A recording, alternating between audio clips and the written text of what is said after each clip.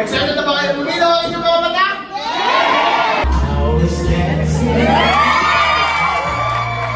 Yung inyong mga asawa, kailangan magpapogi na kayo at magkaganda kayo. Kailangan nyo ng maligo at mag-make-up.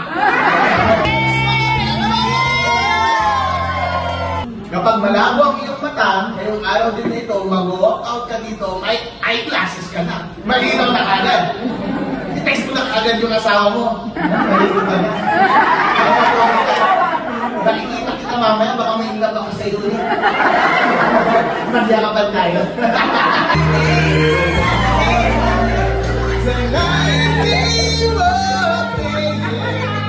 Grabe pala, tapos nasama natin kay Governor. Grabe! Ang gaganda pala ng kanyang programa. Imagine po ninyo, bawat taga-Isabela, any sakit sa mata, pwedeng pagawa ng libre. Yung iba't ibang sakit ninyo, katarata, ayun. Yung kahit anong surgery, lahat po ng sakit sa mata.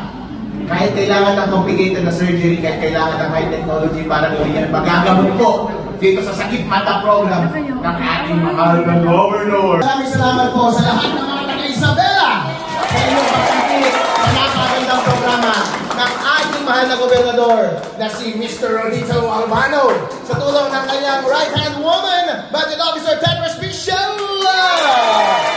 Mr. John Damaron Samaboy, and Madam Berta at sa lahat po na nangangailangan ng tulong para bumalik ang inyong mga mata. Mag-get in touch na kayo sa ating probinsya at meron pong tuloy-tuloy na programa ang ating nalawigan para lahat ng mga taga-Iloilo walang sakit sa mata. Yeah!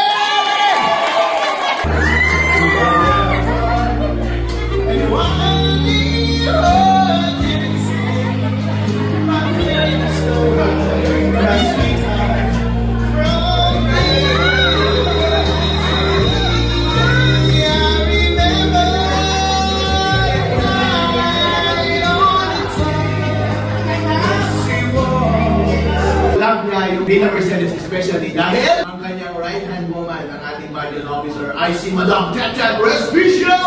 Yeah!